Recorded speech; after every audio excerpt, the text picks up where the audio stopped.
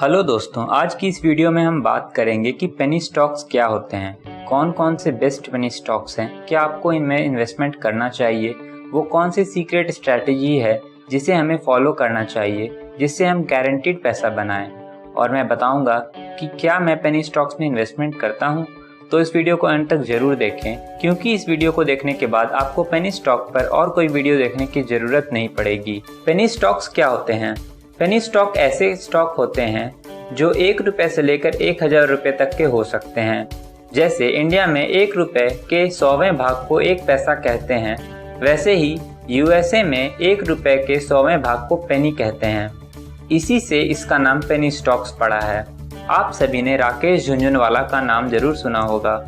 उन्हें इंडिया का Warren Buffett भी कहा जाता है, क्योंकि उन्होंने बहुत ही कम समय में स्टॉक मार्केट से बहुत ही बेमिसाल वेल्थ बनाई है। उन्होंने टाइटन के शेयर्स में 2002-2003 में इन्वेस्ट किया, जब उसका प्राइस 4.5 रुपीज़ पर शेयर था। अभी टाइटन के एक शेयर का प्राइस 2500 रुपीज़ है। इसका मतलब अगर आपने 2002 में टाइटन कंपनी में इन्वेस्ट किया होता तो अभी तक आपकी वेल्थ 555 टाइम्स हो गई होती, यानी कि 20,000 का आपका इन्वेस्टमेंट बढ़ करके 1 करोड़ 11 लाख होता। जब भी कोई पहली बार इन्वेस्टमेंट करने की सोचता है तो पहले वह कम पैसों से शुरुआत करता है, जैसे कि 5,000। अब एक न्यू इन्वेस्टर चाहता है कि उसे कम पैसों में ज़्यादा से ज़्यादा शेयर्स मिलें। अब अगर वह किसी ऐसे स्टॉक को खरीदेगा जिसका प्राइस 5,000 है तो उसे उस कंपनी के 1 शेयर मिलेंगे। लेकिन अगर वह किसी ऐसी कंपनी को खरीदेगा जिसका शेयर प्राइस 10 रुपये का है तो उसे 500 शेयर्स मिलेंगे। अब न्यू इन्वेस्टर को लगता है कि ज़्यादा शेयर्स मतलब ज़्यादा प्रॉफिट, क्योंकि उनको लगता है कि जिन कंपनी के शेयर्स का प्राइस ऑलरेडी 5,000 रुपीज़ हो चुका है उनमें ग्रोथ के चांसेस कम हैं। उन्हें लगता है कि ये 5,000 से बढ़कर कितना ही हो जाएगा। वहीं न्यू इन्वेस्टर को लगता है कि 10 रुपीज़ के शेयर प्राइस में ज़्यादा ग्रोथ अपॉर्चुनिटी है। अगर 10 रुपीज़ का शेयर प्राइस बढ़ करके 15 रुपीज़ भी हो जाता है तो 50% प्रॉफिट होगा। लेकिन ऐसा सोचना बिल्कुल गलत है कि जिन शेयर्स के प्राइस ज़्यादा हैं उनमें ग्रोथ की अपॉर्चुनिटी कम है। एग्जाम्पल के लिए आप नेस्ले के शेयर्स देख सकते हो। 2016 में नेस्ले के एक शेयर का प्राइस 5,000 था। तब लोगों को लगता था कि यह अब कितना ही ऊपर जाएगा, लेकिन आज इसके एक शेयर की प्राइस अप्रॉक्सीमेटली 18,000 है।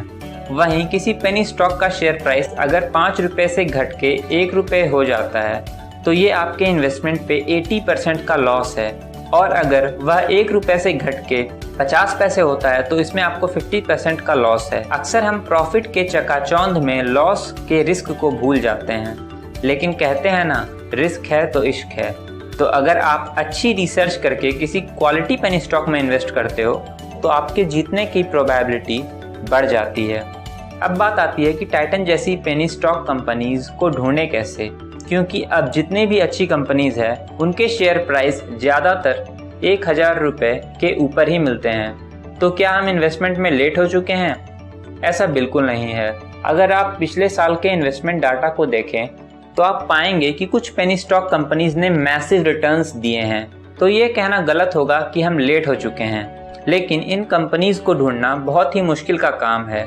यह बिल्कुल कोयले की खदान में हीरे ढूंढने जैसा है। अगर मिला तो माला माल, अगर ना मिला तो आपकी सारी इन्वेस्टमेंट कोयले की तरह राख हो जाएगी। इसलिए पेनी स्टॉक्स में इन्वेस्टमेंट करने से पहले हमें अच्छी तरह रिस्क रिवार्ड एनालिसिस करनी चाहिए, और किसी भी हालत में अपने पोर्टफोलियो का 10% से ज़्यादा पेनी स्टॉक में इन्वेस्टमेंट नहीं करनी चाहिए, क्योंकि जितने अच्छे प्रॉफिट्स पेनी स्टॉक दे सकते हैं वैसे लॉसेस भी पेनी स्टॉक ही दे सकते हैं, जैसा आप इन पेनी स्टॉक के लिस्ट में देख सकते हैं। पेनी स्टॉक्स में आपका प्रिंसिपल अमाउंट भी सेफ नहीं रहता, तो प्रॉफिट्स बाद की बात है। अब बात करते हैं जिस तरह का ग्रोथ हमें पेनी स्टॉक्स में देखने को मिलता है वह किसी और स्टॉक में क्यों नहीं देखने को मिलता।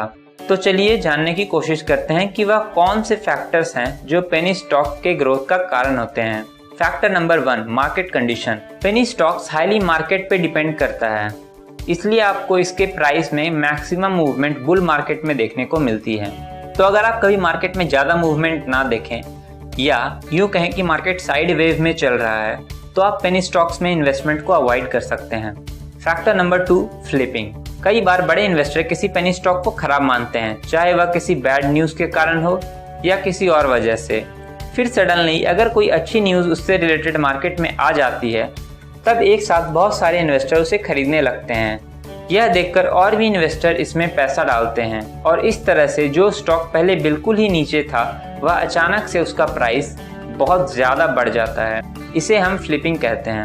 Factor number 3, beaten down. कई बार कई स्टॉक्स फंडामेंटली वीक होने की वजह से और लो इन्वेस्टर होल्डिंग होने की वजह से बहुत ही कम प्राइस पर मिल रहे होते हैं। ऐसे स्टॉक्स को ज़्यादातर इन्वेस्टर मैनिपुलेट करके अपना प्रॉफिट बनाते हैं। हमें एज ए रिटेल इन्वेस्टर इनसे बच के रहना चाहिए।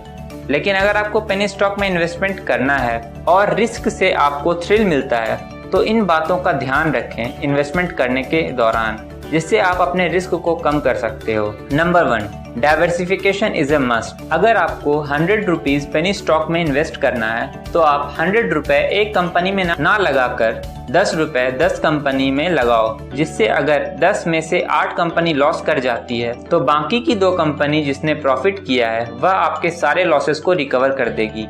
फॉर एग्जाम्पल, अगर विजय केडिया और राकेश झुंझुनवाला पेनी स्टॉक्स में इन्वेस्ट करते हैं तो वह 20-30 कंपनी को सेलेक्ट करते हैं, जिनमें से 2-3 कंपनी मल्टी बैगर निकल जाती है जो कि बाकी कंपनी के लॉसेस को रिकवर कर देती है। मगर आपको यह समझना होगा कि यह एक high risk high reward game है, तो अगर आप इसके सारे रिस्क से वाकिफ हो और इन्वेस्टमेंट करना चाहते हो तभी इन्वेस्टमेंट करो, वरना इसे अवॉइड करो। अगर आप एक न्यू इन्वेस्टर हो तो मैं आपको सजेस्ट करूंगा कि आप कभी भी पेनी स्टॉक्स को चूज ना करो। 2, you should look at fundamentals. जब भी आप किसी स्टॉक को खरीदते हो तो एट दी एंड आप उस कंपनी के बिजनेस को खरीद रहे हो, तो किसी भी बिजनेस में इन्वेस्ट करने से पहले आप उसके फंडामेंटल्स को अच्छी तरह से समझो, तभी इन्वेस्टमेंट करो। 3, यू मस्ट बुक प्रॉफिट्स। दोस्तों, पेनी स्टॉक्स में इन्वेस्ट करने के टाइम आपको यह चीज़ हमेशा ध्यान में रखनी है कि आपको time to time profit book करते रहना है, क्योंकि यह ऐसे स्टॉक्स होते हैं जो बड़े इन्वेस्टर्स के द्वारा हाईली मैनिपुलेट किए जा सकते हैं और इस मैनिपुलेशन में आपको लॉस हो सकता है। कई बार पेनी स्टॉक्स वाली कंपनी के मेजॉरिटी परसेंटेज ऑफ शेयर्स कुछ चंद इन्वेस्टर्स के पास होते हैं और अगर वह एक साथ सेल करें तो स्टॉक बहुत ज़्यादा क्रैश करता है, जिसमें आम इन्वेस्टर को सबसे ज़्यादा नुकसान का सामना करना पड़ सकता है। स्टॉक मार्केट में बिगिनर्स कुछ कॉमन मिस्टेक्स करते हैं जिसके ऊपर मैंने एक डिटेल वीडियो बनाया है। इन मिस्टेक को अगर आप अवॉइड कर लें तो बहुत अच्छा प्रॉफिट कमा सकते हैं। अब बात आती है कि क्या आपको पेनी स्टॉक्स में इन्वेस्ट करना चाहिए, तो मैं कहूँगा कि आपको इसमें सिर्फ 10% अपने पोर्टफोलियो का इन्वेस्टमेंट करना चाहिए, वह भी तब अगर आप खतरों के खिलाड़ी बनना चाहते हैं तो, और आपको प्रॉपर रिस्क रिवार्ड एनालिसिस करके ही इन स्टॉक्स में एंटर करना चाहिए। क्या मैं इनमें इन्वेस्टमेंट करता हूँ?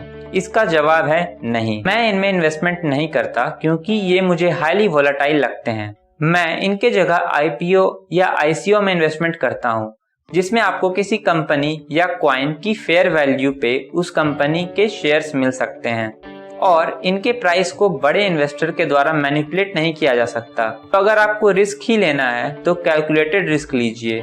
ऐसे रिस्क लीजिए जिनमें आपके जीतने के चांसेस हाई हों। ऐसे और टिप्स के लिए आप मेरी वीडियो जो साइकोलॉजी ऑफ मनी की बुक समरी पे है उसे देख सकते हो, जिसमें ऑथर ने ग्रीड, मनी एंड वेल्थ के टाइमलेस लेसन्स बताए हैं। ICO इनिशियल कॉइन ऑफरिंग को कहते हैं। यह क्रिप्टो करेंसी से रिलेटेड है। अगर आपको जानना है कि क्रिप्टो करेंसी क्या होती है तो आप मेरी ये वीडियो देख सकते हैं। अगर आपको ये वीडियो पसंद आया हो और इसने आपके लाइफ में थोड़ी वैल्यू ऐड की हो तो इस वीडियो को लाइक करना ना भूलें और चैनल पे नए हो तो चैनल को सब्सक्राइब भी कर लें। मिलते हैं आपसे अगली वीडियो में। Thanks for watching.